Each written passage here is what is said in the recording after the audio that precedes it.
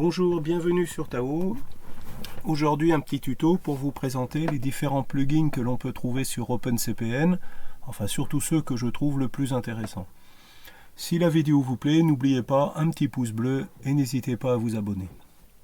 Donc quand vous venez d'installer OpenCPN, donc vous n'avez pas de carte, vous avez exactement ce genre d'écran, et si vous cliquez sur la petite roue crantée, puis sur complément, vous allez trouver déjà les plugins qui sont préinstallés. Voilà, donc ça c'est pour recevoir, de pouvoir lire les fichiers GRIB que vous auriez téléchargés avec ZGRIB.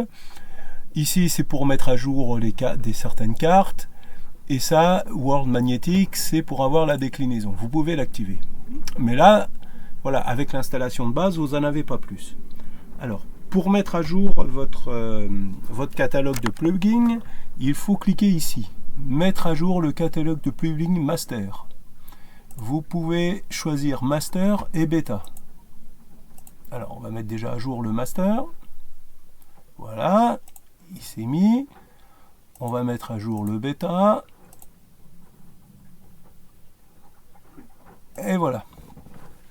Alors, quels sont les plugins que je trouve particulièrement intéressants?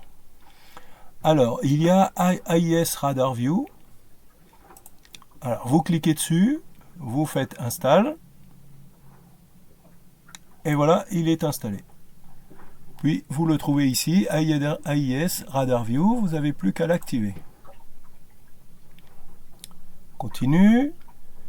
Climatologie, c'est un plugin que je trouve très intéressant. Alors, je vais vous montrer. On va l'installer. Hop, valider. À nouveau, il est là-haut. Je l'active.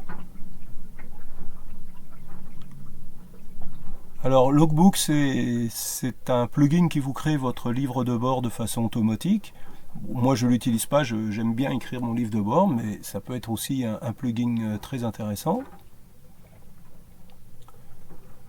Voilà, ici c'est pour certaines cartes, donc si vous utilisez des cartes RNC pour qu'elles soient mises à jour, que vous les lisiez mieux, etc. Voilà. Et ici il y a PyPilot.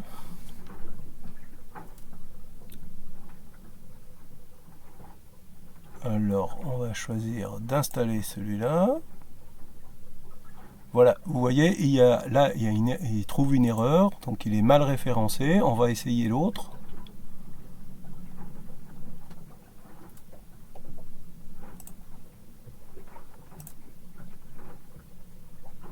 Voilà. Donc là, c'est exactement ce que je parle dans une autre vidéo, dans une de mes vidéos précédentes où j'explique comment on installe le plugin PyPilot. Donc là, je vais le remontrer très rapidement. Mais voilà un des problèmes que l'on peut avoir.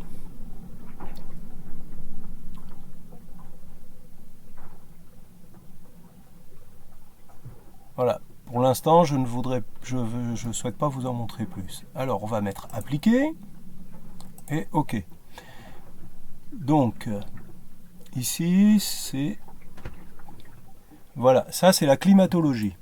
Alors, vous voyez qu'il vous dit que certaines données n'ont pas pu être chargées. Voulez-vous essayer de les télécharger? Vous répondez oui. Vous le laissez travailler.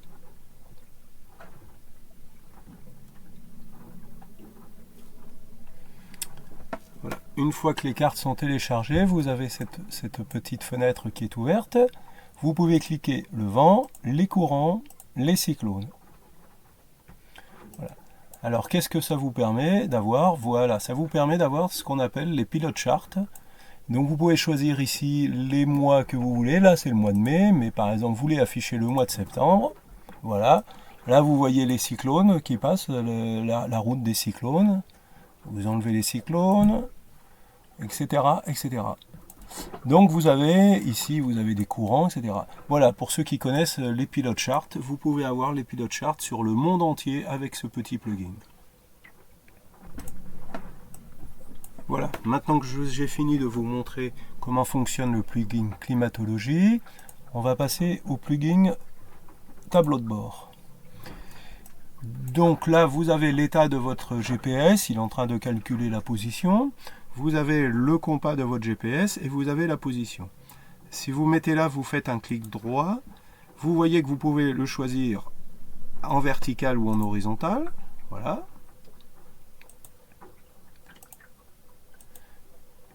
et vous pouvez choisir préférence. En préférence, vous pouvez ajouter ou enlever des données que vous souhaitez faire afficher.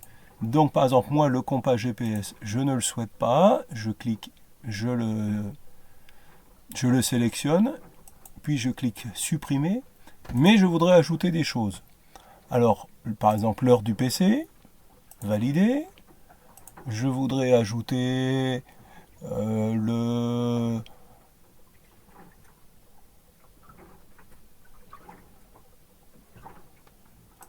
COG,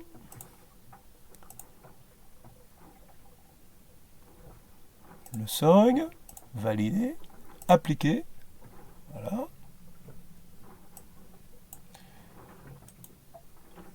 Ici, alors on reclique préférences, vous pouvez les ranger dans un ordre différent, voilà, vous le faites monter.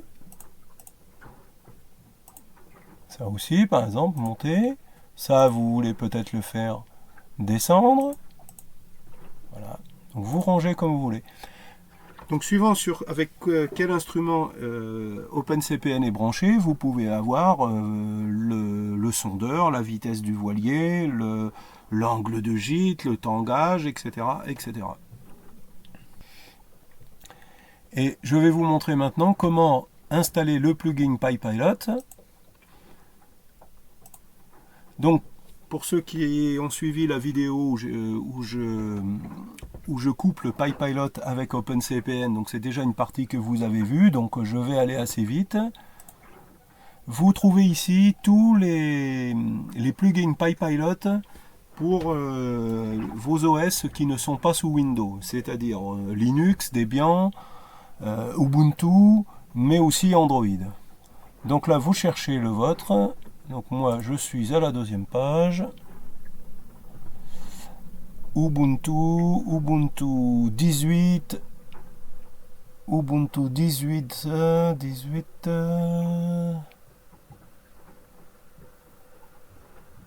voilà, Bionic Deb. Je clique dessus. Je clique sur Download. Il me propose de l'ouvrir avec l'installation de l'application d'installation par défaut. Je tape OK.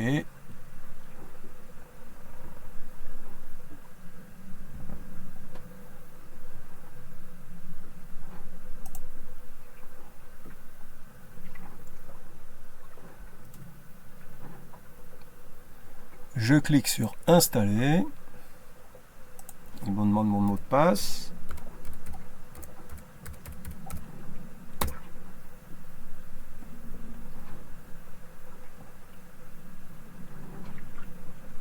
Alors, on va le laisser travailler. Ici, c'est pour ceux qui sont sous Windows. Donc, vous cliquez sur le petit lien ici.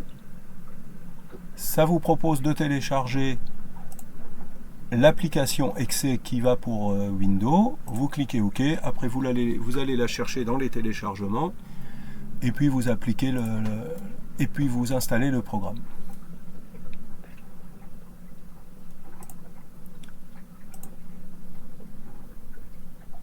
Voilà, on va revenir sur OpenCPN.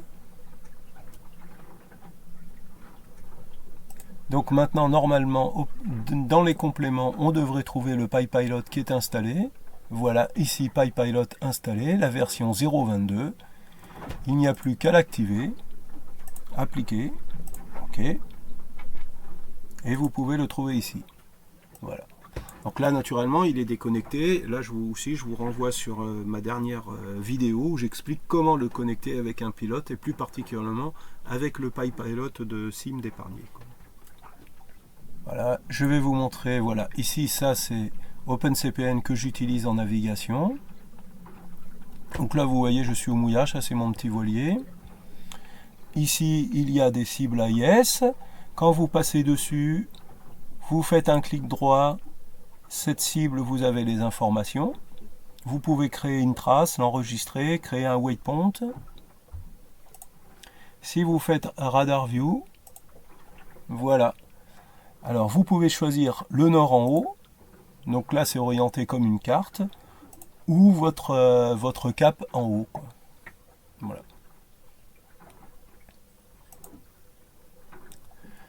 Alors, pour finir sur l'AIS, ici, vous cliquez ici. Alors, pour ceux qui n'ont pas la petite barre là-haut, comment avoir la petite barre là-haut? Alors, vous cliquez sur la petite roue crantée ici. Vous allez dans personnaliser. Personnaliser, vous pouvez mettre en français naturellement. Vous pouvez augmenter la taille de la police, etc. Et ici, option d'interface, barre d'état en haut. Moi, c'est ce que j'aime bien avoir. Barre des menus voir. Voilà. Donc, AIS. Vous pouvez afficher les cibles AIS ou ne pas les afficher. Voilà, là, elles ont disparu. Vous pouvez afficher la fenêtre des alertes quand il y en aura. Et vous pouvez mettre une alarme sonore quand un bateau approche d'une certaine distance en temps et en distance. Et je vais vous montrer comment on règle ça. Et ici, vous pouvez cliquer et avoir toute la liste des bateaux qui sont reçus sur mon AIS. Alors pour régler la zone de sauvegarde, vous allez dans les options, la petite roue crantée, vous cliquez sur bateau, vous cliquez sur cible AIS, et là vous réglez.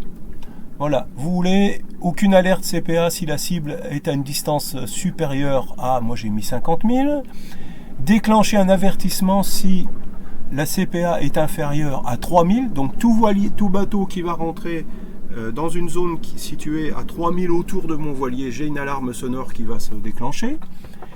Et le temps vers le croisement inférieur à 10 minutes.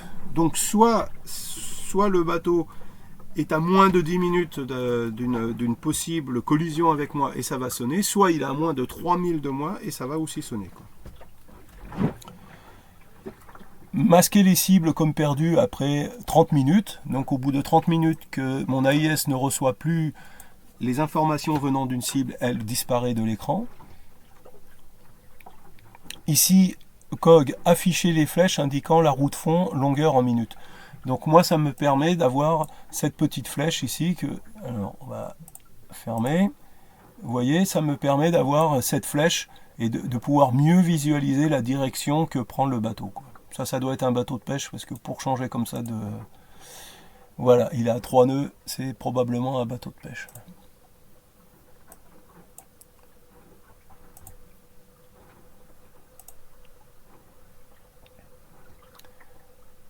Alors, ici, vous pouvez, info par survol d'une cible, activer le bloc info route AIS. Donc ça, c'est pour avoir, comme je vous disais, quand vous passez et que vous cliquez avoir les informations, donc vous pouvez choisir les informations que vous décidez d'avoir, quoi. Donc moi je veux avoir le nom, j'ai son cap et sa vitesse, et j'ai le temps à laquelle il va croiser ma route et à quelle distance. Voilà, vous pouvez supprimer les alertes pour les cibles amarrées ou ancrées, activer l'alarme sonore. Voilà, ici vous activez l'alarme. Si ici vous avez désactivé l'alarme, ça ne sonnera pas quand un bateau approchera dans le rayon de la zone que vous avez mis comme sauvegarde. Vous aurez juste un écran qui va s'allumer vous disant qu'il y a une alerte. Mais vous n'aurez pas le son, quoi.